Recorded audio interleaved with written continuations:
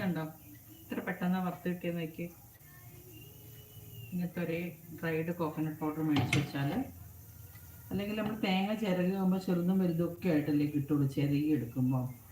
അപ്പോൾ ഒരേ സൈസിൽ നമുക്ക് വറുത്ത് കിട്ടാൻ ബുദ്ധിമുട്ടാണ്.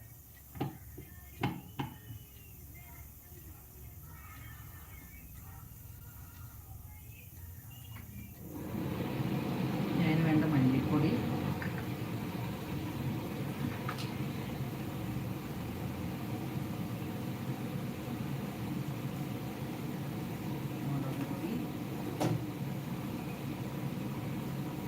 തീ ഓഫാക്കി കേട്ടോ, ഇല്ലെങ്കിലേ കരിഞ്ഞു പോകാനൊക്കെ ചാൻസ് ഉണ്ടല്ലോ.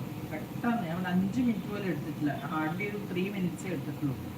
അപ്പോഴത്തേക്കും തന്നെ തേങ്ങ വറുത്ത് കിട്ടി. അതാണ് ഈ ഡ്രൈഡ് കോക്കനട്ട് പൗഡർ വാങ്ങി വെച്ചാൽ ഉപകാരം.